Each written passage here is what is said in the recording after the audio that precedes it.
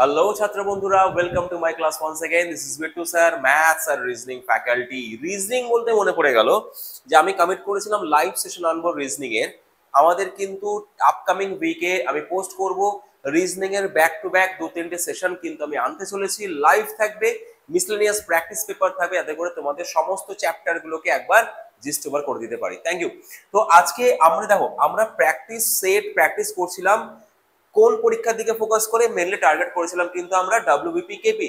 কিন্তু এখন থেকে দেখো আমি WBP KP, RRB, group D, SS, school service commission, group C, group D সমস্ত পরীক্ষার উপর বেস ফোকাস করে কিন্তু ডিসেম্বর অবধি প্র্যাকটিস পেপার প্র্যাকটিস করাবো। লিংক তোমাদের থাকবে, তোমরা আই বাটনে ক্লিক করে প্লেলিস্ট থেকে সমস্ত গুলো কিন্তু একটা একটা করে চ্যাপ্টার দেখে নিতে পারবে। ওকে, তো চলো আজকে আমাদের প্রথম প্রশ্ন আর দেরি না করে শুরু করে দিই। First question on screen. ৮,৯৩০ টাকার বার্ষিক ৮% সরল সুদের হারে ৫ বছর পর মোট সরল সুদ কত পাওয়া যাবে? এখানে না আমরা একটা মজার কথা বলি, সরল সুদে না সবসময়ের জন্য বছর দিয়ে, টাইমকে এই পার্সেন্ট দিয়ে মাল্টিপ্লাই করাই যায়। কারণ কি, সরল সুদ হচ্ছে একদম ভদ্রলোকের মতো, ভাই প্রত্যেক বছর একই কথা হবে, প্রত্যেক বছর 8% করে করেই পাচ্ছি সুদ। তাহলে প্রতি বছর যদি 8% করে করে সুদ পাই, তাহলে 5 বছরে মোট সুদের পরিমাণ শতকরা কত হবে? 5×8 40%। তো একেবারে আমরা 40% বার করে নেবো। কার? 8,930 টাকার। স্যার এটাও খুব সোজা। কি করে স্যার? 8,930 টাকা হচ্ছে পুরোটার ভ্যালু। 10% এর ভ্যালু কত স্যার? এই 8,930 টাকা 10% এর ভ্যালু হচ্ছে এত। 8,993 টাকা 10% এর ভ্যালু, তাকে 4 দিয়ে গুণ করলেই আমরা 40% এর ভ্যালু পেয়ে যাব। কত হবে? 3 4 2 হাতে 1, 36 এর আগে 37 এর 7 হাতে 3, 4 32 আর 3 35, 3572 টাকা। বুঝতে পারছি আমি কি বললাম? পুরোটা হচ্ছে 100%, একটা শূন্য কেটে দাও 10%, আর একটা সংখ্যা কেটে দেবে না, দশমিক বসাবে। এটার মান হচ্ছে 100%, লিখে নে তো। এটা হচ্ছে 10%, একটা ঘরের আগে দশমিক, দশমিক পরে শূন্য কোনো ভ্যালু নেই। এটা মানে 1%। এই 3টে পার্সেন্ট যদি কেউ মাথায় রাখতে পারে, 3 ভাইয়ের গল্প যদি কেউ মনে রাখতে পারে, তার পার্সেন্টেজে কখনো কোনো অসুবিধা হবে না। যে কোনো নাম্বারে যে কোনো পার্সেন্টেজ সে ইজিলি বার করে দিতে পারবে। যে কোনো নম্বরে যে কোনো পার্সেন্টেজ সে ইজিলি ক্যালকুলেট করে দিতে পারবে। তাহলে আমাদের এটার কোশ্চেনটার আনসার কত হলো? 3,572 টাকা। নেক্সট, দুটি সংখ্যার লসাগু এত, দুটি সংখ্যার গসাগু এত, একটি সংখ্যা এত হলে, স্যার এত এত এত এত, আরে ভাই অত কে পড়ে, প্রয়োজনই নেই স্যার। লসাগু, গসাগু, একটি সংখ্যা, অপর সংখ্যা কত? X factor. এক্স, অপর সংখ্যা এক্স। তাহলে স্যার কি হবে? ফর্মুলা, একটা ফর্মুলা আছে স্যার। ফর্মুলা কি? ফর্মুলা দুটি, বহুবার শিখিয়েছি, আবার শেখাচ্ছি। সংখ্যার গুণফল সমান সমান সংখ্যা দুটির লসাগু গুণ গসাগু। ব্যাস ব্যাস স্যার, হয়ে গেছে। 6, দুটি সংখ্যার গুণফল জানি না স্যার, একটি সংখ্যা জানি স্যার 297, অপর সংখ্যাটা এক্স ধরেছি, তাহলে গুণফল এটা। একটি সংখ্যা এত, অপর সংখ্যাটাকে এক্স ধরেছি, তাহলে গুণফল এটা। সমান সমান সংখ্যা দুটির লসাগু গুণ গসাগু, সংখ্যা দুটির লসাগু গুণ গসাগু। অঙ্ক শেষ। তাহলে এক্স এর ভ্যালু বার করবো কি দিয়ে স্যার? কাটো, এই পাশে নিয়ে আসো। 297 স্যার 11 দিয়ে যায়, 3 দিয়েও চলে যাবে, এটা 9 দিয়ে চলে যাবে। 9 দুগুণে 18, 57, 6 নং 54, 4 নং 36। অঙ্ক শেষ। ফর্মুলা জানলে অঙ্ক করতে 10 সেকেন্ড সময় লাগবে। ঝাটাঝাট ঝাটাঝাট সময় লাগবে, 10 সেকেন্ড করে সময় লাগবে যদি ফর্মুলা জানা থাকে। লিখে নেওয়া প্রয়োজন আছে ফর্মুলাটা। দুটি সংখ্যার গুণফল সমান সমান সংখ্যা দুটির লসাগু গুণ গসাগু। হলো? বেশ, নেক্সট,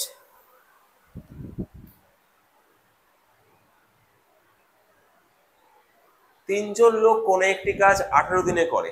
তিনজন লোক কোন একটি কাজ 18 দিনে করে।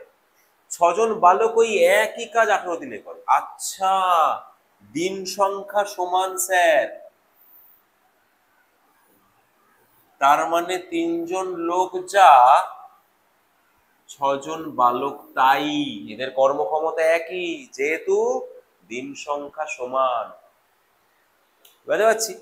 তাহলে তিনজন ম্যান সমান সমান ছজন বয়। তার মানে ম্যান আর বয়ের রেশিও কত? একটা ম্যান সমান সমান দুটো বয় স্যার। রিলেশন পেয়ে গেলাম স্যার। এবার পরের কি বলছে? চারজন লোক এবং চারজন বালক, তার মানে চারজন ম্যান আর চারজন বয়। চারজন বয়ের জায়গায় আমি দুজন ম্যান লিখে নিতে পারি, কারণ একই জিনিস, রিলেশন পেয়ে গেছি। চারজন বয়ের জায়গায় দুজন ম্যান লিখে নিয়ে আমি টোটাল 6টা ম্যান কনভার্ট করে নিতে পারি। বলছে কাজটি কত দিনে শেষ করবে। তাহলে আমাদের ফর্মুলা, এই ধরনের কোয়েশ্চেন গুলো দ্বারা formula m1 d1 equals to m2 d2। m1 মানে প্রথম ক্ষেত্রে দেখো আমরা পরের বার যেটা এসছিল সেটাকে কিন্তু টোটালটাকে আমরা ম্যানে কনভার্ট করে নিয়েছি। তোমরা চাইলে বয়েজেও কনভার্ট করতে পারো, যেটা খুশি, ওটা কোনো ফ্যাক্টর না যে তোমাকে ম্যানেই কনভার্ট করতে হবে বয়েজে, অ্যাজ ইউ উইশ। এবারে তোমার বক্তব্য যে প্রথম ক্ষেত্রে আমি কিসে কনভার্ট করেছি? ম্যানে, লোকজনে, এই যে লোক। তাহলে প্রথম ক্ষেত্রে আমি লোক দিয়েই কাজ করব। প্রথমে তিনজন লোক যদি আসতো, সেই কাজটা করতে কতদিন লাগতো? 18 দিন। ওই একই কাজ ছজন লোক আসলে কদিন লাগবে? স্যার আর পর করার দরকার নেই স্যার, এটা মুখে মুখে হিসাব হয়ে যাবে। 9 দিন স্যার, 9 দিন স্যার। ওকে, লোক সংখ্যা দ্বিগুণ। অঙ্কের ডেটা একটু মিস্টেক আছে, অঙ্কের ডেটা একটু মিস্টেক আছে। 9 দিন হবে। চারজন লোক ও চারজন বালক একত্রে 9 দিনে শেষ করতে পারবে। আনসার 9 দিন হবে, লিখে রাখো তোমরা 9 দিন। ওকে, নেক্সট, 7 বছর পূর্বে এ এবং বি এর বয়সের অনুপাত ছিল 3:4। 7 বছর আগে এ আর বি এর বয়সের অনুপাত ছিল 3:4, এটা 7 বছর আগে। 9 বছর পরে, মানে এখন থেকে 7 বছর আগে এটা ছিল, এখন থেকে 9 বছর পরে তাদের বয়সের অনুপাত হবে 7:8। বলছে বি এর বর্তমান বয়স কত? ভাই বর্তমান পরে, বর্তমান ভবিষ্যৎ ভূত পরে, আগে কেসটা বোঝো। কেসটা কি? কেস হচ্ছে স্যার, এখানের যে এজ গ্যাপ আর এখানের যে এজ গ্যাপ, এই দুটো কিন্তু সবসময় সমান হওয়া উচিত, কারণ এজ গ্যাপ কোনো দুজন ব্যক্তির কখনো উপর নিচ হয় না। এজ গ্যাপ সবসময় ফিক্সডই থাকে। গুণ মানে অনুপাত, যে আমার বয়স এখন তার দ্বিগুণ, আমার বয়স কিছুদিন পর তার 3 গুণ হবে, এই অনুপাতটা পরিবর্তন হয়, গ্যাপটা সেমই থাকে। তো এখানেও গ্যাপ 1 আছে, এখানেও গ্যাপ 1 আছে, তাহলে এটা নিয়ে আমার কোনো হেডেক নেই। স্যার গ্যাপ যদি 1 না থাকতো বা সেম না থাকতো কি করতাম? সেমে পরিবর্তন করতাম।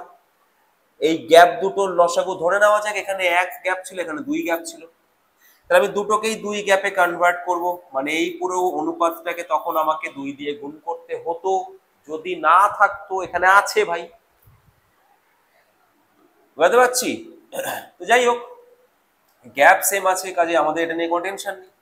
তাহলে স্যার এখানে টেনশনটা কি নেই? কোনো টেনশনই নেই স্যার। এই যে ডিফারেন্সটা আছে, দেখো কত অনুপাত, কত একক? 4 একক। এই 4 এককের ভ্যালুই বার করতে হবে। দেওয়া আছে স্যার 4 এককের ভ্যালু কি? 16 বছর। কোথা থেকে পেলেন স্যার? ইংলিশে লিখে দিলাম, হ্যাঁ ভুল করে, 16 ইয়ার্স। কি করে পেলেন স্যার?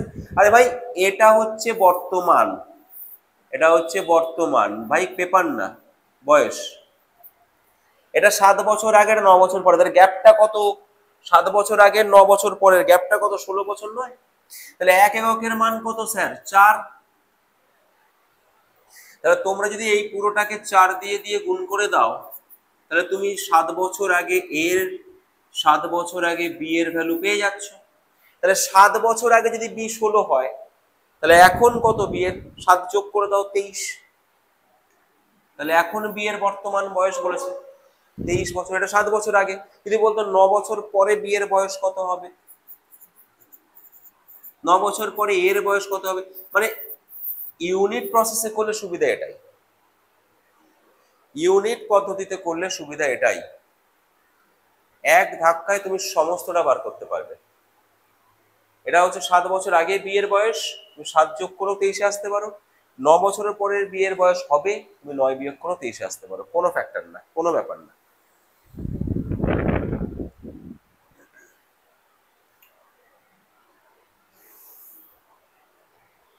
নেক্সট, আচ্ছা এখানেও কিন্তু সেই একই খেলা। পিতার বয়স পুত্রের বয়সের 9 গুণ, মাতার বয়স পুত্রের বয়সের 8 গুণ, পিতা মাতার বয়সের যোগফল 51 বছর, পুত্রের বয়স কত? বাহ বাহ বাহ বাহ বাহ বাহ বাহ বাহ বাহ বাহ। পিতা মাতা একসাথেই করে দিলাম। কেন স্যার? আরে ভাই বলেছে আমার থেকে পিতা 9 গুণ, আমার থেকে মাতা 8 গুণ, একবারেই তো 1 দিয়ে 1-এর রেসপেক্টে করে দিতে পারে। তাহলে পিতা আর মাতার যোগফল কত একক? 17 একক, এর মানই দেওয়া আছে 51 বছর। তাহলে একের বয়স কত হবে? 3 বছর। 1 এককের বয়স কত হবে? 3 বছর, যেটা কিনা আমার বয়স। আর ভাই আমার না, আমার না, আমার না, অঙ্কে যে আমি সেই আমি, আমি না। কাশ, হ্যাঁ সবাই ভাবে যদি আগে ফিরে যেতে পারতাম, কখনো সম্ভব নয়। যদি আগে ফিরে যেতে পারতাম, এটা প্রত্যেকেই ভাবে, প্রত্যেকে, ইচ অ্যান্ড এভরিবডি, যে যেখানেই রয়েছে, যেভাবেই রয়েছে, যে অবস্থাতেই রয়েছে না কেন, সে কিন্তু একবার হলেও জীবনে বা সময়ে, সে কিন্তু একবার হলেও রিগ্রেট করে, কাশ ওই সময়টা ফিরে পেতাম। ওকে, এই 3 বছর ওই আমার বয়স বলতে মনে পড়লো, কোনো টেনশন নেই, কিচ্ছু নেই, ঠিক আছে, কাশ ওই সময়টা আমরা ফিরে পেতাম। চলো, অনেকে বলছে আবার না স্যার ভালো আছে, দারুণ আছে, তারাই বলছে যাদের সরস্বতী পুজো মানে ভ্যালেন্টাইন্স ডে, সরস্বতী পুজো মানেই ভ্যালেন্টাইন্স ডে, তারা বলছে না স্যার এখন ঠিক আছে। চলো, এ বি এর তুলনায় 20% কাজ করে, বেশি কাজ করে। কোনো কাজ যদি এ 7.5 ঘন্টায় শেষ করে, তাহলে বি কাজটি কতক্ষণে করবে? এ বি এর তুলনায় 20% কম কাজ করে হবে, কম কাজ করে, 20% কম কাজ করে একই সময়, তার মানে এর কর্মক্ষমতা কম, এর কর্মক্ষমতা কম হিসাব অনুসারে যা বলতে চাইছে অঙ্কে, যদি বি এর ক্ষমতা 100 হয়, তাহলে এর ক্ষমতা হচ্ছে 80। তাহলে স্যার কাটাকাটি করলে 4:5, এটা কি রেশিও? এটা হচ্ছে এফিসিয়েন্সি, কর্মক্ষমতার রেশিও। তাহলে ডেজ বা দিনের রেশিও কত হবে স্যার? পুরো উল্টো হবে স্যার, আমরা জানি টাইম অ্যান্ড ওয়ার্ক, কর্মক্ষমতা দিনের রেশিওর ঠিক উল্টো হয়। তাহলে এর ভ্যালু দেওয়া আছে স্যার 7.5, এর ভ্যালু দেওয়া আছে স্যার 7.5 দিন, 5-এর ভ্যালু 7.5 দিন, তাহলে 4-এর ভ্যালু কত বলেছে? 5-এর ভ্যালু 7.5 মানে কত দিয়ে গুণ করা জানো? দেখো তোমাদেরকে শেখাই একটা মজার জিনিস, স্যার 1.5 দিয়ে গুণ করা হয়। কি করে মুখে মুখে বার করা যায় স্যার? একটা সংখ্যা এবং তার হাফ মানেই হচ্ছে 1.5 গুণ। তাহলে দেখো তো 5-এর 1.5 গুণ করলে 7.5 আসলো কিনা? তাহলে স্যার 4-এর 1.5 গুণ করলে কত আসবে? হ্যাঁ ঠিকই ধরেছো, 6 দিন। 4-এর 1.5 গুণ মানে 6 দিন।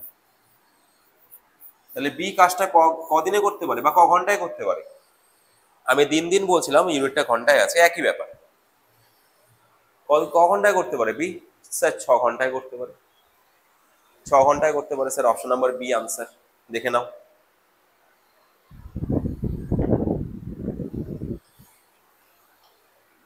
ওকে, বলো স্যার। ওকে, চলো। এই যে মুখোমুখি কিন্তু কত গুণ আমরা বার করতে পারি, যদি বলে আড়াই গুণ, আগের অঙ্কটা রেসপেক্ট বলছি আড়াই গুণ, 5-এর আড়াই গুণ মানে 2 বার 5, 1 বার 5-এর হাফ, তার মানে 12.5। যে কোনো সংখ্যা এভাবেই হয়, গুণ এভাবেই হয়। কেমন? চলো, কি লেখা আছে? একজন মুদি 2 টাকা 4 পয়সা প্রতি কেজি দরের গম এবং 2 টাকা 88 পয়সা প্রতি কেজি দরের গম কোন অনুপাতে মিশ্রণ করলে মিশ্রিত গমের প্রতি কেজির দাম এত টাকা হবে। এটা মিশ্রণের দাম, আর এগুলো হচ্ছে র গম, দু ধরনের গম, র র মানে মিক্স করা হয়নি, সেই অবস্থায় দু ধরনের গমের দাম কি অনুপাতে মিশ্রণ করতে হবে। তাহলে এটা কিসের অঙ্ক, কিভাবে করবো আমরা স্যার? এই ধরনের অঙ্ক করার সবচেয়ে প্রাইম এবং সবচেয়ে এসেনশিয়াল প্রসেস হচ্ছে এলিগেশন প্রসেস। কিভাবে স্যার? আমরা একটা চার্ট বানাই, 2 টাকা 4 পয়সা, 2 টাকা 88 পয়সা, 2 টাকা 52 পয়সা। বোঝা গেল কি বললাম? 2 টাকা 4 পয়সা এক প্রকার, 2 টাকা 88 পয়সা এক প্রকার, মিশ্রণের দাম 2 টাকা 52। এবার কোনাকুনি বিয়োগ, কোনাকুনি বিয়োগ, বড় থেকে ছোট বিয়োগ, কোনাকুনি বিয়োগ, বড় থেকে ছোট বিয়োগ, হলো? তাহলে স্যার অনুপাত কত আসছে? দশমিক দশমিক কাটা যায়, 12 দিয়ে কাটা গেলে 3, 4, 3:4। এই প্রকার গম 3 কিলো, এই প্রকার গম 4 কিলো, 3:4 বা 30 কিলো 40 কিলো, এই অনুপাতে, মোটা কথা এই অনুপাতে মেশালে আমাদের মিশ্রণের দামটা 2 টাকা 52 পয়সাই হবে। ক্রয় মূল্যই দেওয়া। দেখো, এটা দোকানদারের কাছে ক্রয় মূল্য, এটাও দোকানদারের কাছে ক্রয় মূল্য, এটাও দোকানদারের কাছে ক্রয় মূল্য। যদি দেখো কোনো অঙ্কে শেষে এই দামটা বিক্রয় মূল্য হিসেবে দেওয়া আছে, তাহলে কিন্তু আলাদা করে তোমাকে সেটা ক্রয় মূল্যে পরিণত করে তবে এই চার্টে প্লেস করতে হবে, কারণ চার্টে কিন্তু বাকি সবাই ক্রয় মূল্য বসে আছে। এলিগেশনের সরি, এলিগেশনের একটাই বিষয়, তুমি যেগুলো বসাচ্ছ সেগুলো যেন একই মাপ কাঠিতে বিচার করা হয়। যখন ধরো তুমি মিল্ক আর ওয়াটার, জল এবং দুধের মিশ্রণ বসাচ্ছ, তুমি এখানেও নেবে তাহলে জল, এখানেও নেবে জল, এখানেও নেবে জল। তুমি এখানে দুধ নিলে এখানেও দুধ নিতে হবে, এখানে দুধ নিতে হবে, একই মাপ কাঠিতে যেন বিচার হয়। ওকে, তো ক্রয় মূল্য নিয়েছি মানে পুরোটাতেই কিন্তু ক্রয় মূল্য নিতে হবে, লিখে নেওয়া দরকার আছে। এটা ভীষণ ভালো অঙ্ক।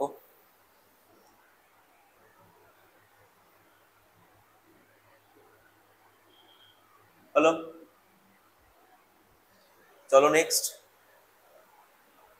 পরের কোয়েশ্চেনে যাই। 300 টাকা পিকিউআর এর মধ্যে এমন ভাবে ভাগ করে দেওয়া হলো যাতে কিউ পি অপেক্ষা 30 টাকা বেশি পায়, কিউ পি অপেক্ষা 30 টাকা বেশি পাবে এবং আর কিউ অপেক্ষা 60 টাকা বেশি পায়। ভালো কেস, হ্যাঁ? চলো, পি যা পাচ্ছে কিউ তার থেকে 30 বেশি পাচ্ছে, আবার কিউ যা পাচ্ছে আর তার থেকে 60 টাকা বেশি পাচ্ছে। বাহ, হেভি হেভি। তার মানে স্যার, পি যদি এক্স টাকা পায়, কিউ পাবে এক্স প্লাস 30, আর পাবে এক্স প্লাস 90। তাহলে এই তিনটের যোগফলই 300 টাকা নয় কি? এটা পি পেয়েছে, এটা কিউ পেয়েছে, এটা আর পেয়েছে, তা তিনজনের যোগফলে 300 টাকা নয় কি? হ্যাঁ স্যার। তাহলে এটাকে সমাধান করলেই আমাদের কিন্তু এক্স এর ভ্যালু বেরিয়ে আসবে। আমি পুরো বিস্তারিত আলোচনা করছি কারণ প্রিপারেশন কিন্তু আমরা গ্রুপ ডি লেভেলে নিচ্ছি, সবাই এখানে যুক্ত আছে। ওকে, চলো, তাহলে এক্স এর ভ্যালু 60। তাহলে স্যার পি কত টাকা পেলো স্যার? পি পেলো স্যার 60 টাকা, কিউ পেলো স্যার 90 টাকা, আর পেলো স্যার 150 টাকা। অনুপাত চেয়েছে, এদের অনুপাত 2:3:5, এদের অনুপাত 2:3:5। বলেছে পি কিউ আর এর প্রাপ্য অর্থের অনুপাত কত? 2:3:5।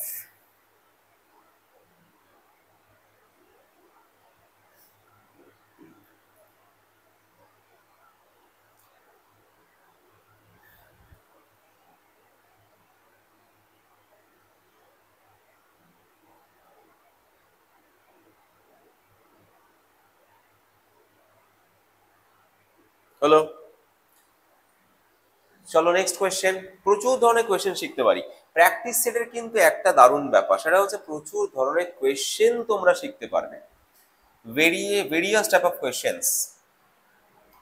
আচ্ছা, 15টি ডিমের ক্রয় মূল্য 75 টাকা, এটা কোনো অঙ্কই না, মুখোমুখি হবে 5 গুণ। একটি ডিমের দাম 5 টাকা, তাহলে 4 ডজন মানে 48টা ডিমের দাম কত হবে? ওকে, তাহলে 48খানা ডিমের দাম হবে 240 টাকা। এই ধরনের, এটা অ্যাকচুয়ালি এটা কনস্টেবল, লেডি কনস্টেবলের কোয়েশ্চেনে এরকম ধরনের কোয়েশ্চেন আগে আসতো, প্রিভিয়াস ইয়ার কোয়েশ্চেন পেপার থেকেই নেওয়া। কাজেই কোয়ালিটি কোয়েশ্চেন কিন্তু এরকম আসতে পারে কিছু কিছু কোয়েশ্চেন। সবসময় আমরা কঠিন কোয়েশ্চেনগুলোর দিকে তাকাই, তো আমাদের একটা অভ্যেস যে পরীক্ষায় আমরা টেনশন সেটাতেই নিয়ে যেটাতে বেশি পেরে গেছি সেটা দিয়ে নেই, যেটা পারিনি সেটা টেনশন নেই। ওরে বাবা স্যার কি অঙ্ক এসে দেখেছেন, আরে সেটা তো এসছে, কি অঙ্ক পেরে গেছে সেটাও তো দেখো। নেগেটিভ নিয়ে সবসময় বাঁচা যাবে না তো, কি পারিনি কত কঠিন আসছে নিয়ে বাঁচা যাবে না, কি পেরেছে সেটা নিয়ে বাঁচা যাবে। এটা পারছি তার থেকে আস্তে আস্তে করে আপগ্রেডেশন করবো। ওকে চলো দেখো, জগৎরাম একজন দুধ বিক্রেতার কিছু পরিমাণ দুধ আছে বিক্রয়ের জন্য, কোন অনুপাতে জল মেশালে সে মিশ্রণটি ক্রয় মূল্যে বিক্রয় করলে 5% লাভ হবে।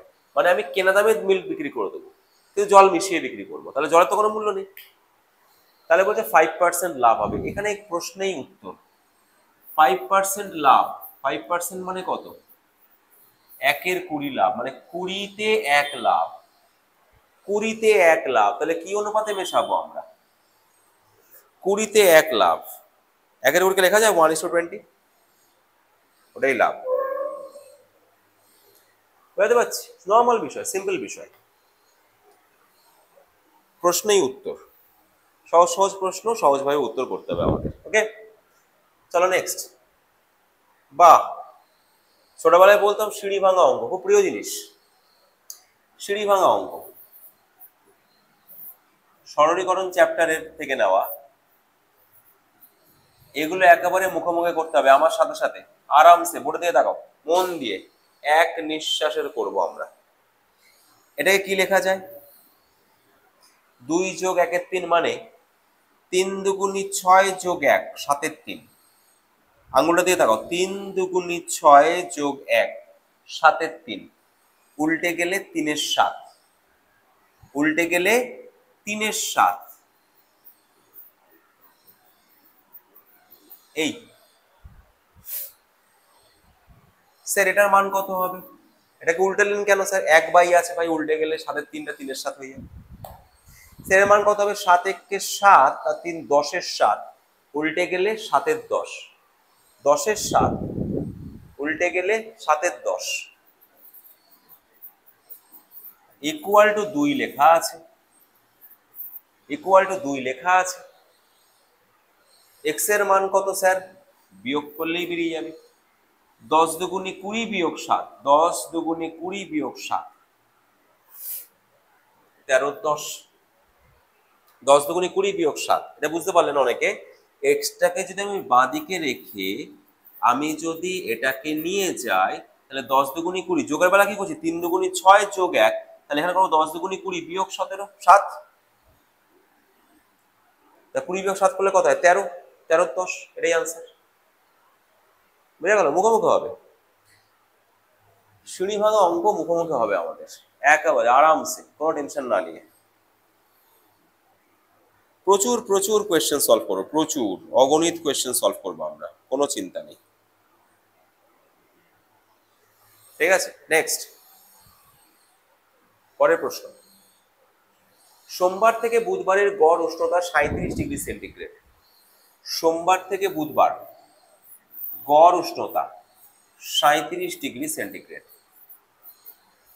Monday Tuesday Wednesday. মঙ্গল থেকে বৃহস্পতিবার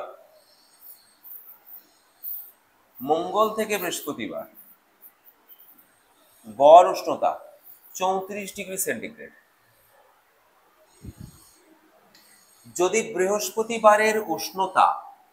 বৃহস্পতিবারের উষ্ণতাটা সোমবারের 4/5 হয়, সোমবারের 4/5 হয় বৃহস্পতিবারের উষ্ণতা না, তাহলে বৃহস্পতিবারের উষ্ণতা কত হবে? তাহলে বৃহস্পতিবারের উষ্ণতা কত হবে? ভীষণ সোজা অঙ্ক স্যার, ভীষণ সোজা।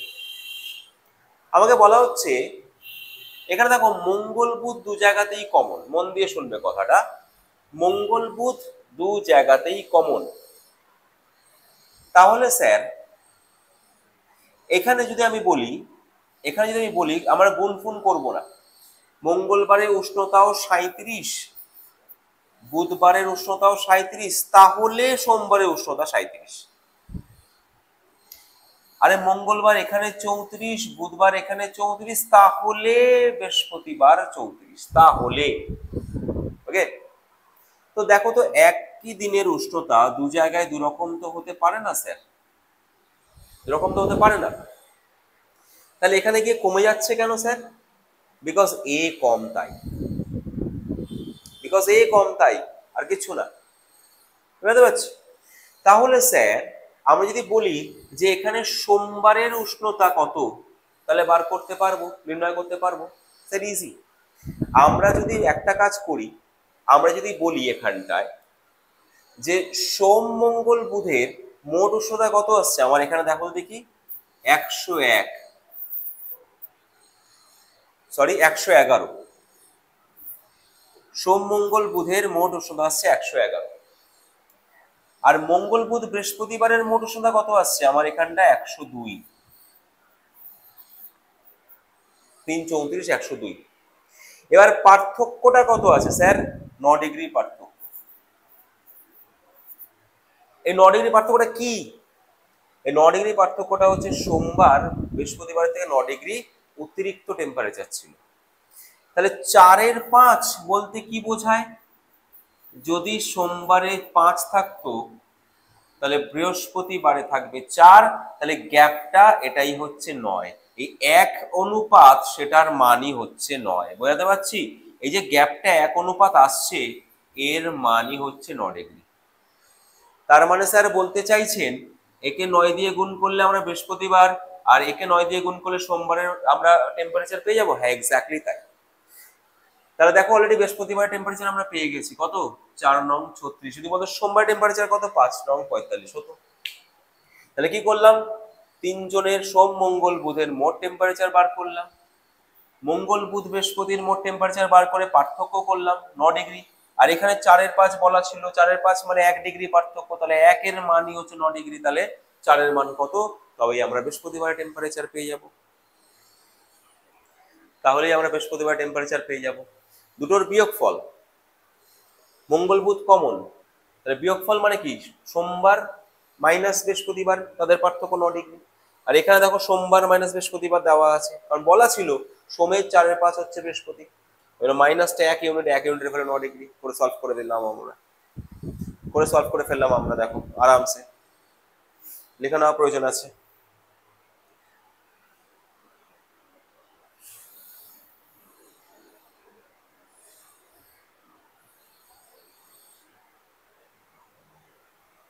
নেক্সট একটা সরলীকরণের প্রশ্ন, 2 এর 3 এর 5 1 5 আর 2 7 5 এর 75% 540, একটা করে পড়লাম একটা করে লিখলাম, সমান সমান কত? নর্মাল স্যার কাটাকাটি, এটা কাটো 25 3 দিয়ে, 5 দিয়ে 25 কাটলে 5, 0 0 কাটো, 5 2 10 কে কেটে দাও, তাহলে 7 গুণ 54 করলেই আমাদের হয়ে যাবে 378। একটাই অপশনে লাস্টে 8 আছে, শুধু লিখলাম আর কাটলাম, আর কিছু করিনি। ওকে, সরলীকরণের প্রশ্ন দেখে নেওয়া দরকার, ইজি কোয়েশ্চেন, সবারই মনে এসে গেছে আশা করি, সবাই বুঝতে পেরেছে। পরের প্রশ্ন, নিম্নলিখিত গুলির মধ্যে কোনটি সবচেয়ে বড়? স্যার অ্যাসেন্ডিং ডিসেন্ডিং আগেও করেছি আমরা, কিভাবে করি স্যার? আমরা দুটো করে শূন্য বসিয়ে দিই,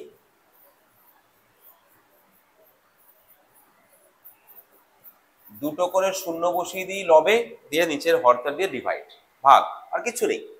তো 9 দিয়ে কাটলে এটা কত হবে? 7 নং 63, 7 নং 63। 14 দিয়ে কাটলে কত হবে? 7 14 108, 14 71। এটা কাটলে কত হবে? সবচেয়ে বড়টা চেয়েছে, এটাই মনে হয় সবচেয়ে বড় হবে। এটা কত হবে স্যার? 4 7 28, 4 5 20। একই জিনিস দিয়েছে, দুটো একই ভগ্নাংশ দিয়ে দিয়েছে, 3 এর দুটো একই আছে, সরি। তো 7 এর 9টা সবচেয়ে বড় হবে স্যার, উত্তর তো এগুলোতে নেইও। 3 এর দুটো একই দিয়ে দিয়েছে, উত্তর ওগুলোর মধ্যে নেইও, সবচেয়ে বড় হবে স্যার 7 এর 9। হলো। নেক্সট, ফ্রেন্ডের অঙ্ক ইম্পর্টেন্ট। প্র্যাকটিস সেটের মাহাত্ম এটাই, বিভিন্ন রকমের কোয়েশ্চেন আসে আস্তে আস্তে করে। আমরা কি কি শিখলাম? আমরা সরল সুদ শিখলাম, আমরা এলিগেশন মিক্সচার শিখলাম, আমরা অনুপাতের অঙ্ক শিখলাম, আমরা সরলীকরণ শিখলাম, আমরা সিঁড়ি ভাঙার অঙ্ক শিখলাম, আমরা এখন ট্রেনের অঙ্ক শিখছি। একটি ট্রেন একটি সাঁকো অতিক্রম করতে 9 সেকেন্ড সময় নেয়। যদি ওই ট্রেনটি গতি যদি 48 কিলোমিটার/আওয়ার হয়, তবে ট্রেনটির দৈর্ঘ্য কত? স্যার একেবারে সোজা। সাঁকো অতিক্রম করতে অ্যাকচুয়ালি বলেছে এখানটা একটাই জিনিস, যে ওর গতিবেগটা হচ্ছে 48 কিলোমিটার/আওয়ার। কিলোমিটার প্রতি ঘন্টাকে মিটার পার সেকেন্ডে নিয়ে যেতে গেলে কি করতে হয়? 5 এর 18 দিয়ে গুণ করতে হয়। তাহলে এটা হচ্ছে গতিবেগ বেরোবে। আর গতিবেগকে সময় দিয়ে গুণ করলে কি বেরোয়? গতিবেগ ইন্টু সময় সমান সমান দূরত্ব। গতিবেগ ইন্টু সময় সমান সমান দূরত্ব, 120 মিটার। তাহলে ট্রেনটি ধরো কত? 120 মিটার। ব্যাস, অঙ্ক শেষ। ট্রেনটি দৈর্ঘ্য 120 মিটার। ফার্স্টে আমরা কিলোমিটার প্রতি ঘন্টাকে মিটার পার সেকেন্ডে নিয়ে গেলাম, তারপর সময় দিয়ে গুণ করলাম। আমরা জানি distance equal to speed into time. Okay, easy অঙ্ক। চলো নেক্সট।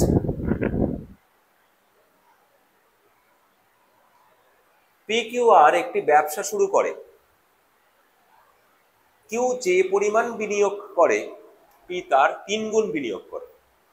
আর আর যা বিনিয়োগ করে, কিউ তার 2/3 অংশ বিনিয়োগ করে। বাহ, সুন্দর। মূলধনের অনুপাত চেয়েছে, কিছুই নেই, অঙ্কটা একদম ইজি। আর যা বিনিয়োগ করে, কিউ তার 2/3 অংশ বিনিয়োগ করে। তার মানে কি? আর ইস টু কিউ ইকুয়ালস টু 2:3 লেখা যেতে পারে। আর যা বিনিয়োগ করে, কিউ তার 2/3 বিনিয়োগ করে।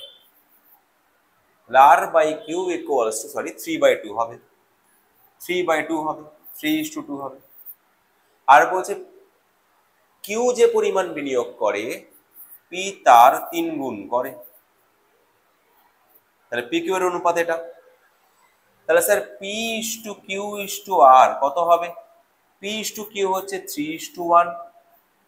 এটা 1 বসিয়ে দিলাম, পাশের ঘরে কিছু ভ্যালু না থাকলে আমরা বসিয়ে দিই পাশের ঘরের ভ্যালুটাকে। Q is to R equals to 2:3। তাহলে এ পাশে 2 চলে আসবে, এখানেও পি এর ভ্যালু ছিল না, পাশের ভ্যালুটাকে এক্সটেন্ড করে দিলাম। এবার কলাম ওয়াইজ মাল্টিপ্লাই করলেই আমরা তিনটে অনুপাত বের করে দিতে পারবো। 6:2:3, option number C. 6:2:3, option number C. বোঝা গেল? আমি আবার বলছি ব্যাপারটা কি বললাম এখানে, যদি অনেকে বুঝতে না পারো। পি কিউ এর ভ্যালু 3:1, এখানে আরেক কোনো ভ্যালু ছিল না, ওই জন্য পাশের ভ্যালুটাকে এক্সটেন্ড করে দিলাম। কিউ আর এর ভ্যালু হচ্ছে 2:3, পি এর কোনো ভ্যালু ছিল না, ওই জন্য পি এর ভ্যালুটাকে এক্সটেন্ড করে দিলাম, দিয়ে কলাম ওয়াইজ লম্বালম্বি গুণ করে দিলাম, পি কিউ আর এর ভ্যালু বেরিয়ে গেল। ওটাই চেয়েছে, এটাই চেয়েছে আমাদের কাছে। ওকে, চলো। সেশন তো বহুতই হ্যাঁ স্যার, প্রচুর কিছু আছে সেশনে। এই চ্যাপ্টার ওয়াইজ ম্যাথস আর প্র্যাকটিস পেপার ম্যাথস যদি কেউ করতে পারো না, তাহলে বিলিভ মি, এই চ্যানেলটাকে ফলো করে রাখলে তোমাদের আপকামিং যে পরীক্ষাগুলো আছে ম্যাথস আর রিজনিং নিয়ে কোনো প্রবলেম হবে না ভাই, এটুকু কমিটমেন্ট আমার। তাহলে অবশ্যই সাবস্ক্রাইব করো, ফলো করো, বেল আইকনটা প্রেস করে রাখো, যাতে করে সবচেয়ে আগে নোটিফিকেশন তোমার কাছে পৌঁছে। ওকে, চলো দেখ কি লেখা আছে। একজন সাঁতারুর স্থির জলে গতি যদি 9 কিলোমিটার প্রতি ঘন্টা হয়, তাহলে সাঁতারুর স্রোতের অনুকূলে গতি নির্ণয় করো যদি গতির নদীর বহমান মানে স্রোতের বেগ 6 কিলোমিটার প্রতি ঘন্টা হয়। স্যার ইজি, ম্যানটার স্পিড হচ্ছে 9 কিলোমিটার/আওয়ার, আর স্ট্রিম মানে স্রোতের স্পিড হচ্ছে 6 কিলোমিটার/আওয়ার। আর আমার স্রোতের অনুকূলে বলেছে, অনুকূলে বললে সবসময় কি হয়, প্লাস হয়, তাহলে গতিবেগ হবে 15 কিলোমিটার/আওয়ার।